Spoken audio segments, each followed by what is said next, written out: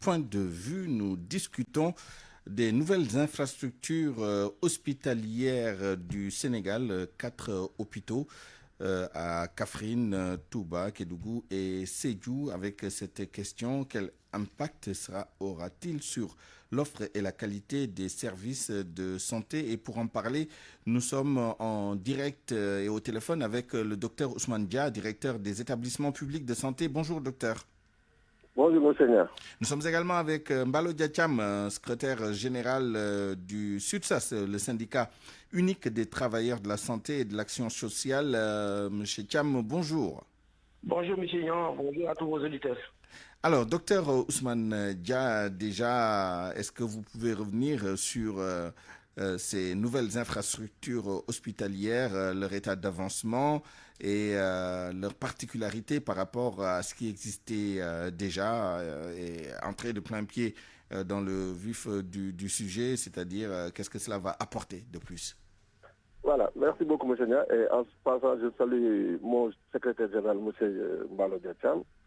Je voulais juste rappeler aussi que cela fait suite quand même à plusieurs analyses et études qui ont été commanditées par les plus hautes autorités pour arriver à un respect réel des dispositions que le ministère de la Santé a toujours prises dans le cadre de ses fonctions, notamment à travers les différents plans qui ont été élaborés, notamment le P10, où il était recommandé pour chaque région au Sénégal qu'on puisse disposer au moins d'un hôpital de niveau 2. P10, c'est le programme de développement intégré de la santé. Absolument. Et qui a été remplacé très récemment par le plan national de développement sanitaire et social, qui est à sa phase 3.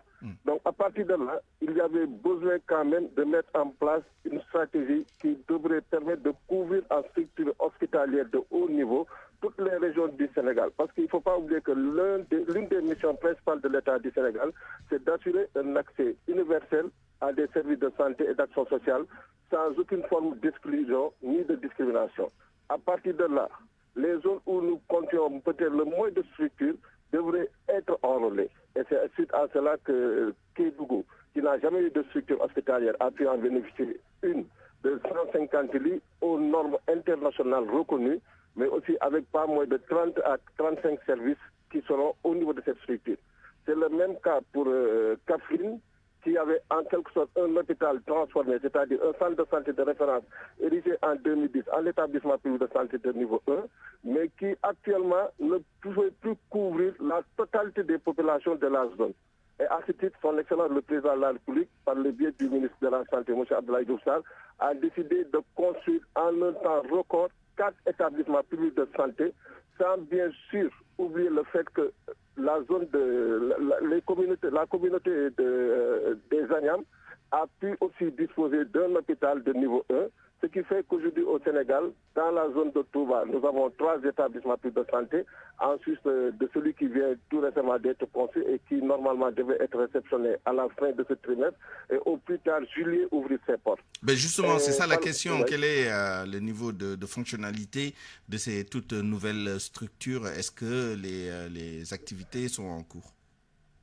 Alors, nous avions pris un engagement, nous, de la direction générale, auprès de notre ministre de la Santé, pour lui dire qu'au plus tard, au 4 janvier, les établissements seraient fonctionnels. Et aujourd'hui, je peux vous dire que les 3 premiers cités, c'est-à-dire Kaffrine, Sédhiou et Kédougou, les travaux sont achevés. Il y a juste de petits problèmes techniques pour les 2 dernières cités, mais pour Kaffrine, depuis quasiment 2 mois, l'activité a démarré. Et il y a eu quand même un transfert de toute l'activité du niveau 1 vers le niveau 2, ce qui fait que c'est un hôpital fonctionnel et il reste juste des formalités administratives pour que cet hôpital arrive à un niveau de fonctionnalité optimale. Et quels sont les problèmes techniques que vous évoquez pour Kédougou et Sédhiou?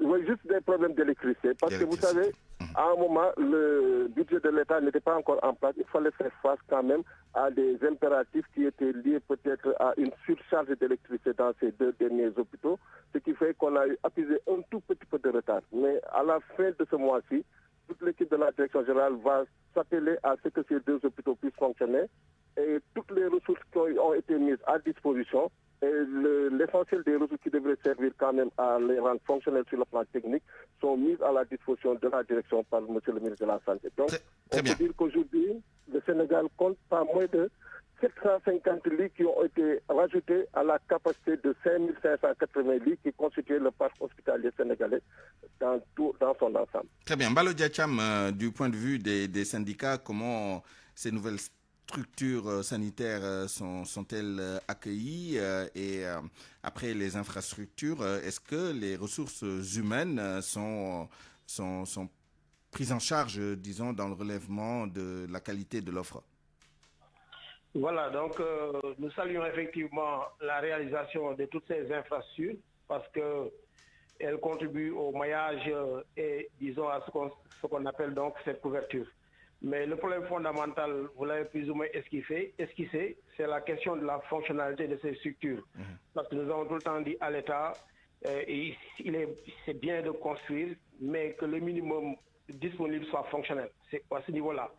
Et un hôpital aussi, c'est une structure de pointe, une vitrine du système.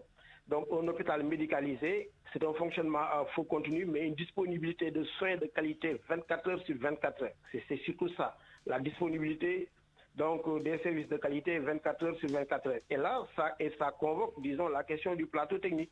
Et le plateau, c'est non seulement l'infrastructure, mais l'équipement, mais aussi les ressources humaines qui doivent faire tourner donc, ces équipements-là. Et aujourd'hui, nous avons un problème de spécialistes, on le dise, oui ou non. Même l'hôpital de Kaffrine dont il fait référence, aujourd'hui c'est un bijou, mais pour ce qui est de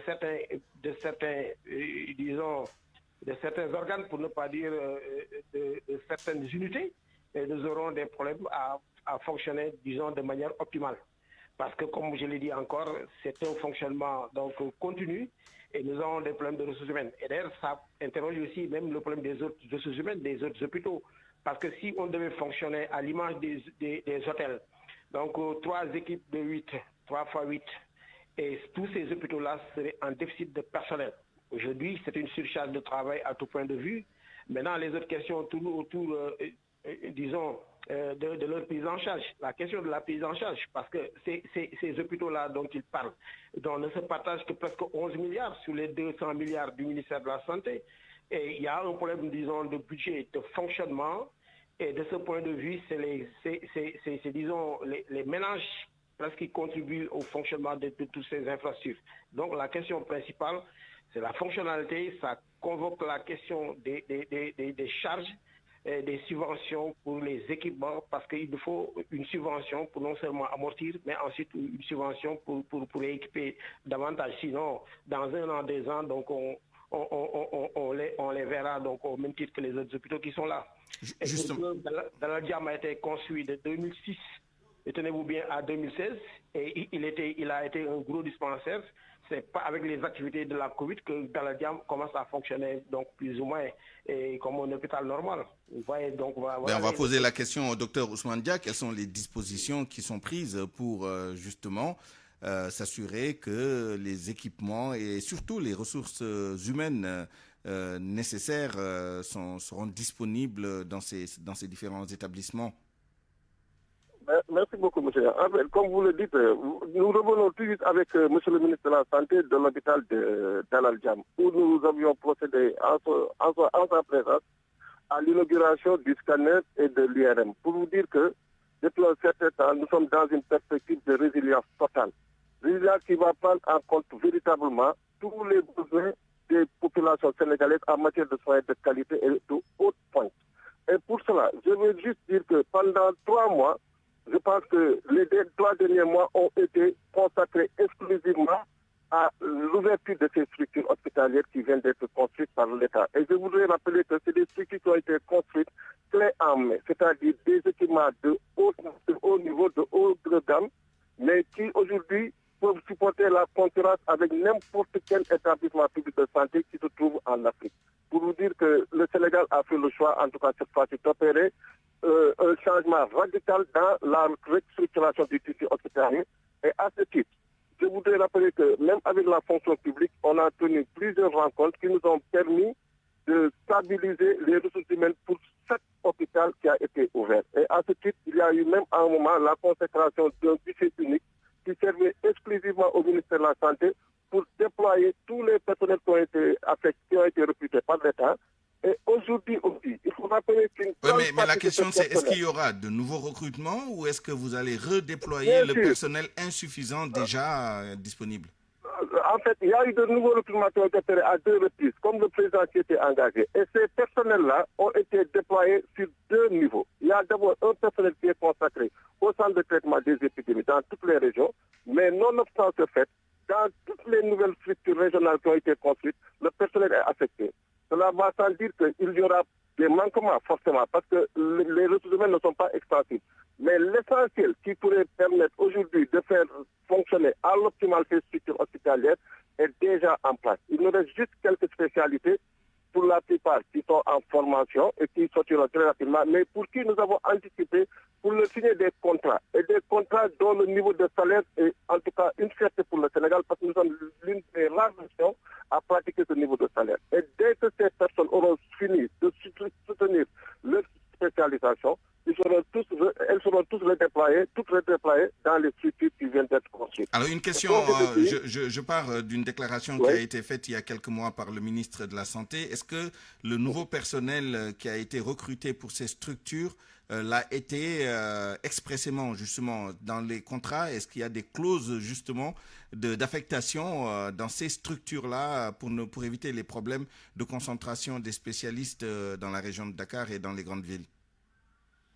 Réellement, ce sont les dernières instructions que nous avons reçues de l'autorité. Et hier même, avec Madame le directeur des ressources humaines, nous avions décidé, même si toutefois il y a une certaine partie de ce personnel qui refuserait un transport pour des régions sérieuses, ils auront la contrainte maximale. Parce qu'on ne peut plus supporter quand même que toutes ces spécialités soient dans cette zone. Donc, l'engagement que M. le ministre a pris, c'est de faire de sorte que ces ressources humaines soient déployées dans toutes ces régions. Et pour vous le confirmer, il y a eu un budget assez conséquent qui a été mis à la disposition de ces structures, notamment les 3 qui viennent de démarrer, qui disposent aujourd'hui d'un montant de près de 250 millions pour assurer d'une manière prévisionnelle le fonctionnement sur les derniers mois qui sont devant nous, en attendant peut-être de penser à renforcer pour leur permettre en tout cas de fonctionner conformément aux exigences et aux instructions que l'autorité a données. Merci, Dr Ousmane Dia, directeur des établissements publics de santé. Le dernier mot à Mbalo Diacham, quel rôle des syndicats et des syndicalistes et des responsables syndicalistes pour justement la motivation des médecins, mais surtout du personnel de l'autre partie du personnel, les infirmiers, les infirmières, les sages-femmes d'État, les sages-femmes, etc., pour que ces gens acceptent d'aller occuper leur poste dans des régions éloignées? Il y a des stratégies qui avaient été dégagées parce qu'on a eu droit à un grand séminaire à Tamba en son temps où il était question de dégager des stratégies de rétention du personnel spécialiste. Donc il y avait des indemnités d'éloignement qui étaient prévues, il y avait ces notions d'éloignement, d'enclavement qui avaient été, et d'insécurité, même et d'insularité qui avaient été évoquées. Nous avions fait tout le nécessaire, mais ça n'a pas suivi. Donc aujourd'hui, que la motivation n'est pas aussi que financière, parce que aussi c'est un problème de plateau technique pour certains spécialistes, mais aussi c'est une motivation non financière, soit par des lettres de félicitations ou bien par l'octroi, disons, soit de certaines commodités telles que le véhicule, même s'il faut le rembourser après, des meubles, etc. Nous pensons qu'il y a toute une stratégie, disons, d'accompagnement, une stratégie donc pour retenir tous ces spécialistes en zone difficile. Et là aussi, donc, le bas blesse, parce que souvent aussi, ça se fait dans une certaine discrimination aussi. Merci. Merci à tous les deux. Docteur Ousmane Dia, directeur des établissements publics, et Mbalo Diacham, secrétaire général du SUTSAS, que nous retrouverons tous les deux dans notre édition en Wolof. C'est la fin de cette édition. Je vous remercie de l'avoir suivi. Merci à toute l'équipe qui l'a préparée et réalisée. À la coordination, El Hadj Ndiogoudienne, mise en onde Alioune Ba, mise en ligne Yacine Pouy, régie d'antenne Papa